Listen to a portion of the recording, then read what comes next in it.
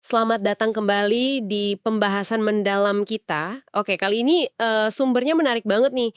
Ada transkrip Founders Podcast yang ngebahas biografi Elon Musk dari Walter Isaacson. Iya, tapi fokusnya beda ya. Nah, itu dia. Bukan soal sensasi atau berita hebohnya, tapi benar-benar soal gimana cara Elon kerja. Jadi, misi kita sekarang nih mau coba gali prinsip-prinsip inti yang dia pakai terus-terusan buat bangun perusahaan, bikin teknologi baru. Siap kita bedah bareng? Siap. Sumber ini emang unik karena nyoba misahin mana sinyal, mana kebisingan. Kita cari pola yang konsisten selama, ya 3 dekade lah di banyak perusahaan dia. Oke. Jadi fokusnya bukan drama, tapi lebih ke metode kerjanya. Yang bisa dibilang jadi semacam cetak biru suksesnya dia. Yang seru tuh ngelihat gimana prinsip ini muncul, diulang, terus disempurnain lagi. Oke, kita mulai dari akarnya kalau gitu. Masa-masa awal, kuliah gitu. Sumbernya nyebut dia suka banget main strategy games kayak diplomasi. Ini bukan hobi biasa dong ya? Betul. Itu kayaknya ngebentuk pola pikir dia yang kompetitif, strategis dari awal banget. Sumbernya ngutip dia bilang, saya terprogram untuk perang. Kalimat ini diulang terus loh selama puluhan tahun. Wow. Bahkan pas magang aja, udah kelihatan dia nggak betah kerja buat orang, ngerasa lebih tahu. Ya, bibit-bibitnya udah ada dari dulu, dan konsisten sampai sekarang. Terus masuk ke Zip2, perusahaan pertamanya. Nah, di sini langsung kelihatan gaya kerja yang sumbernya sebut hardcore. Maksudnya gimana tuh hardcore? Hardcore di sini tuh intensitasnya gila-gilaan. Kerja non-stop, tidur di kantor, mandinya numpang di YMCA. Nggak ada kompromi soal dedikasi pokoknya. Wow. Terus ada prinsip lain, showmanship is salesmanship. Jago jualan lewat pertunjukan gitu. Mereka bahkan pasang komputer kecil di rak server gede biar investor mikir teknologinya canggih banget. Hahaha, cerdik juga ya. Jadi pertunjukan dramatis itu bagian dari strategi jual visinya dia. Iya, betul. Bukan cuma pamer, tapi cara meyakinkan orang soal potensi besarnya. Terus ada prinsip lain yang, ya, agak kontroversial nih. Apa tuh? Manajer yang nuntut banget, ngeremehin konsep work-life balance, terus dorong tim sampai batasnya.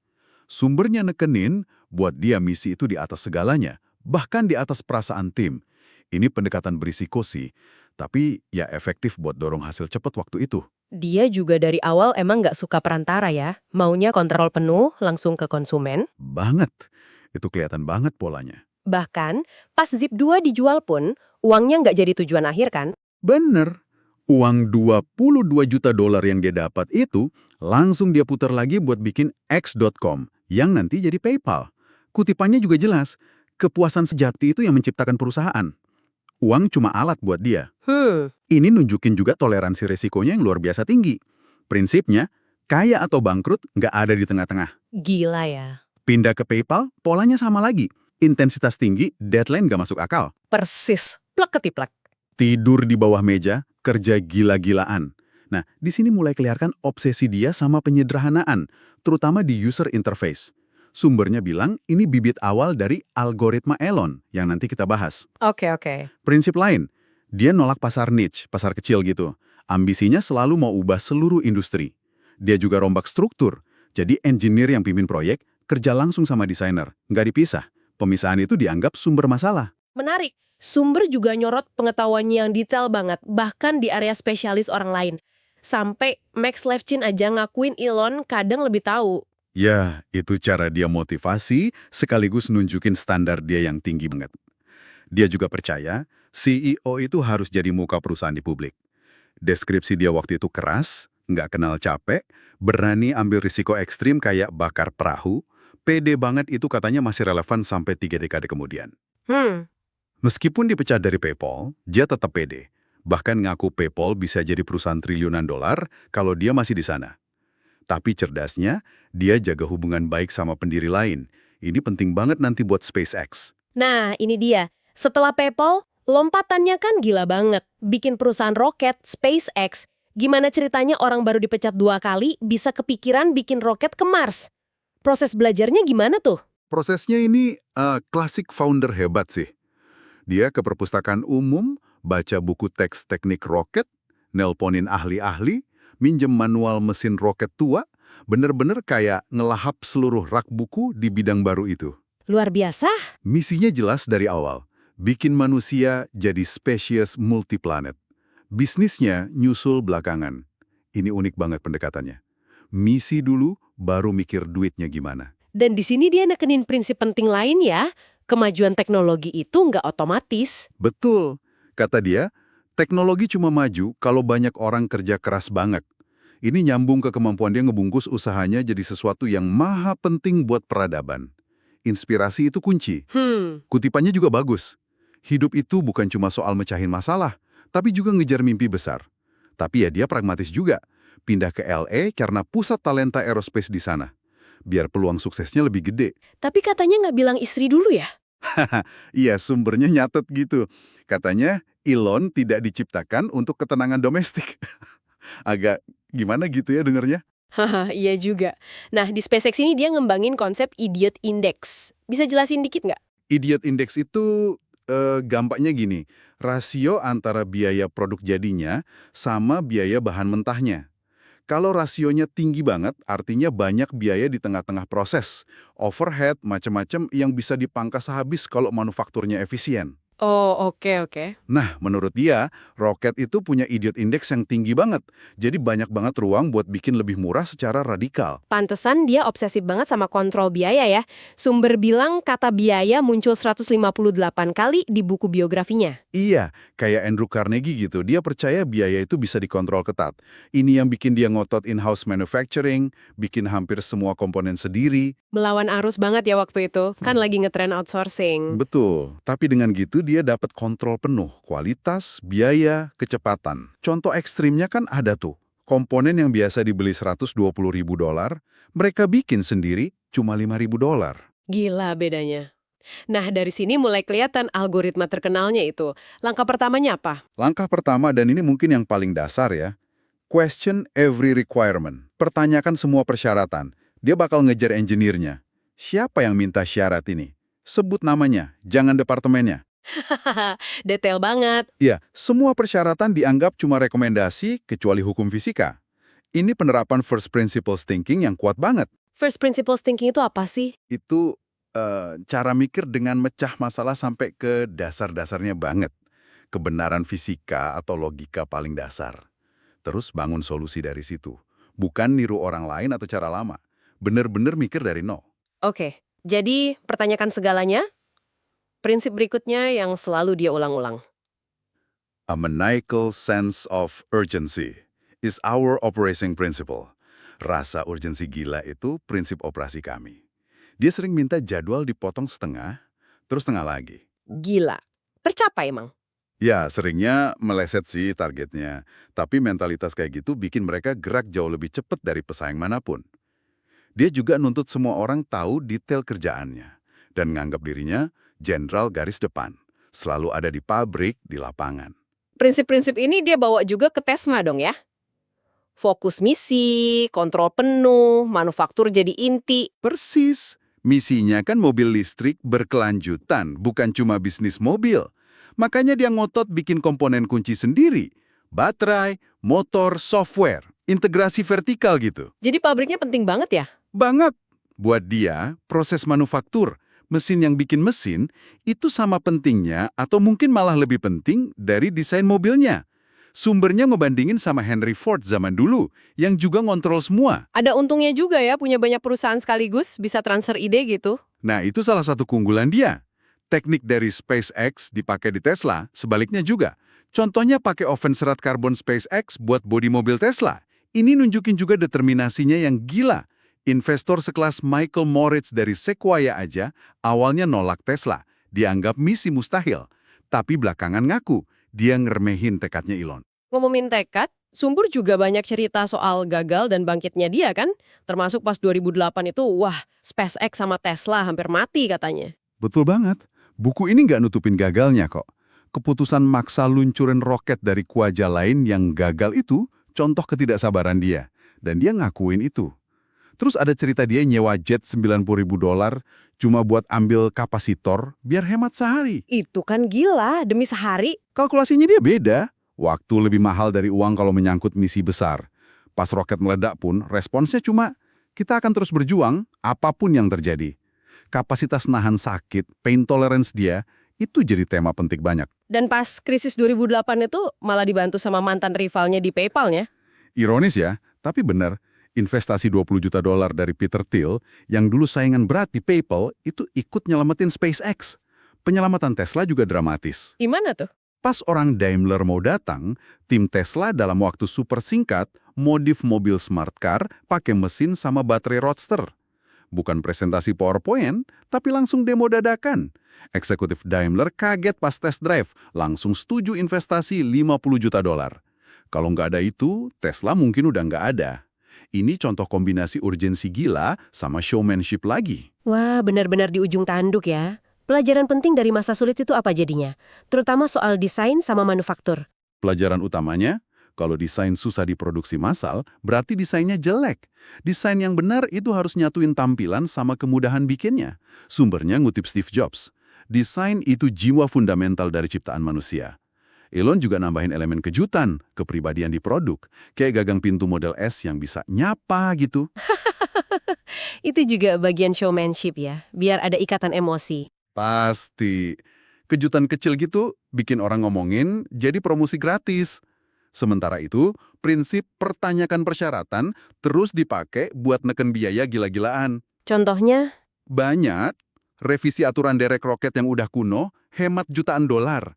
Pakai kait pintu toilet buat pengunci roket, hemat ribuan dolar per roket. Modif AC rumah biasa buat pendingin roket Falcon 9, hemat jutaan dolar dibanding beli dari pemasok aerospace. gila, kreatif banget motong biayanya. Ada contoh urgensi gila yang paling ekstrim nggak? Mungkin cerita pas ada retakan kecil di nozzle mesin sehari sebelum roket mau terbang. Normalnya kan ditunda berminggu-minggu buat ganti mesin ya. Iyalah, itu kan krusial banget. Elon malah nyuruh teknisi potong aja bagian yang retak itu pakai gunting metal gede. Kurang dari sejam kemudian, roketnya diluncurin.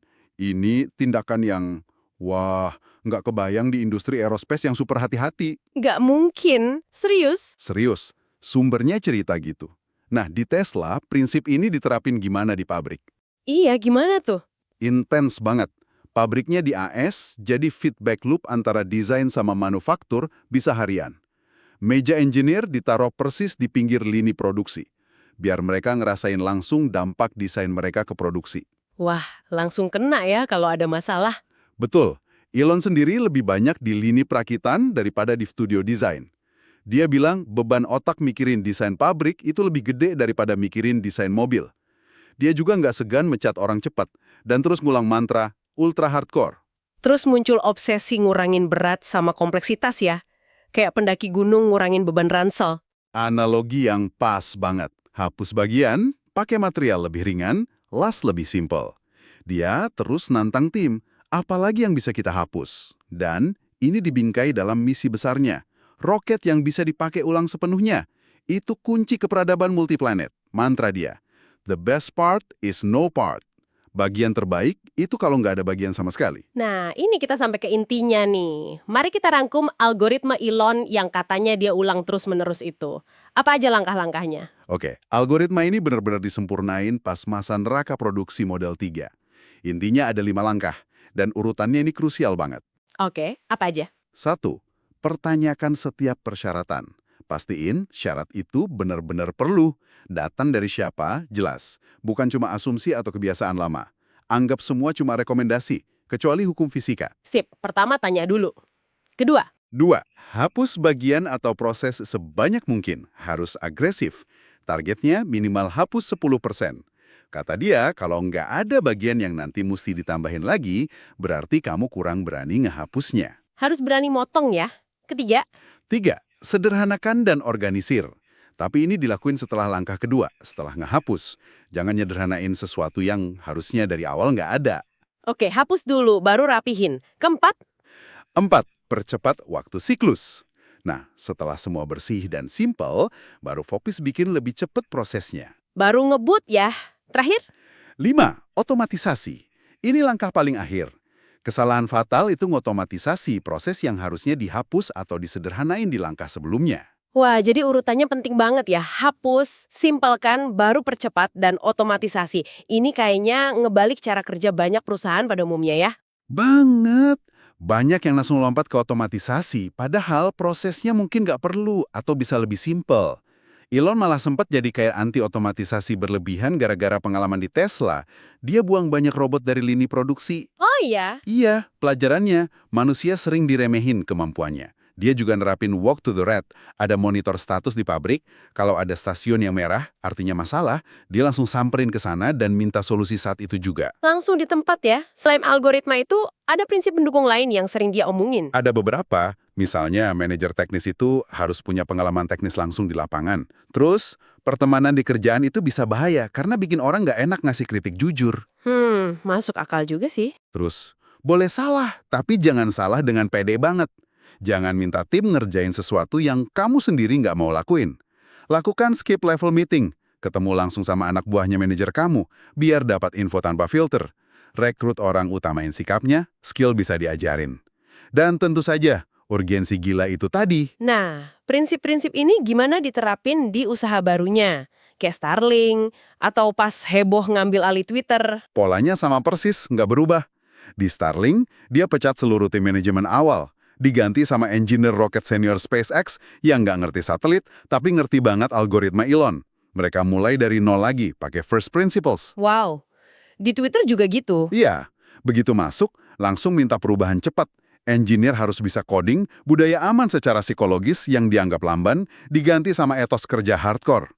Ini nunjukin betapa konsisten dia nerapin prinsip intinya, nggak peduli industrinya apa. Sumber juga nyebut dia dapat inspirasi dari alam sama mainan ya. Betul.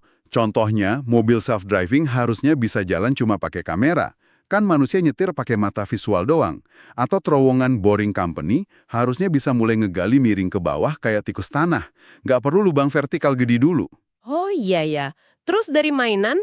Dia terinspirasi mobil mainan diecast buat bikin underbody mobil Tesla dari satu cetakan logam raksasa. Terus, dia kagum sama presisi Lego. Bilang kalau presisi itu bukan soal mahal, tapi soal kepedulian. Wah, menarik banget ya ngelihat pola yang konsisten gitu. Tapi sumbernya juga nyinggung sisi personalnya kan? Gimana gaya kerja kayak gini ngaruh ke hubungan dia? Ya, sumbernya nggak nutupin itu. Gaya hidup dan fokus yang ekstrim kayak gini, ya pasti bikin hubungan personal jadi sulit. Ada kutipan lirik lagu dari mantan pacarnya, Grimes, yang cukup nyelekit. Dia akan selalu lebih mencintai permainan daripada mencintaiku. Waduh. Prioritasnya emang jelas banget. Pas ditanya mana yang lebih penting, mobil listrik atau kolonisasi Mars, dia jawab, mobil listrik massal itu udah nggak terhindarkan. Tapi peradaban multiplanet itu belum tentu terjadi. Jadi SpaceX lebih krusial buat dia. Dia juga sering banget ngulang pentingnya jadi jenderal di garis depan itu ya? Banget. Sampai ngutip Napoleon segala. Dia harus ada di lokasi, ngerasain masalahnya langsung, mimpin dari depan. Nuntut engineer atap surya buat beneran naik ke atap dan masang sendiri. Kalau ada masalah, rapat tiap hari sampai kelar. Pembelaannya apa tuh? Kan keras banget kedengerannya. Pembelaannya simple. Fisika nggak peduli perasaan sakit hati. Yang penting roketnya benar. Dia pengen orang lain niru cara dia ngasih feedback, belak-belakan.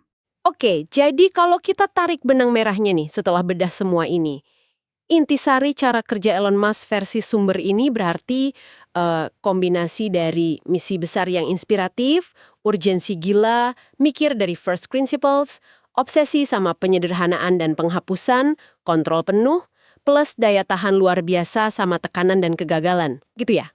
Tepat sekali. Sumber ini benar-benar nyaring esensi metode kerjanya dia, yang dipakai berulang-ulang tanpa kompromi. Tentu, ini bukan satu-satunya cara ya, dan banyak perdebatan soal gaya kepemimpinannya dia. Tapi, ya pola-pola ini nggak bisa dipungkiri ada di balik pencapaiannya yang gila-gilaan itu.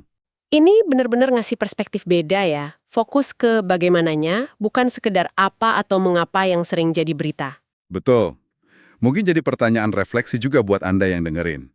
Apa pendekatan hardcore kayak gini emang syarat mutlak buat bikin terobosan sebesar ini? Dan dari semua prinsip tadi, ada nggak sih satu atau dua yang paling kena atau mungkin relevan buat Anda terapin? Tentunya dengan konteks dan penyesuaian masing-masing ya. Iya juga. Sumber ini ditutup dengan kalimat yang kuat banget dari penulis biografinya. Pencapaian dan kegagalannya sama-sama epik. Mungkin itu ringkasan paling pas lah buat sosok yang perjalanannya ini kayaknya masih jauh dari selesai.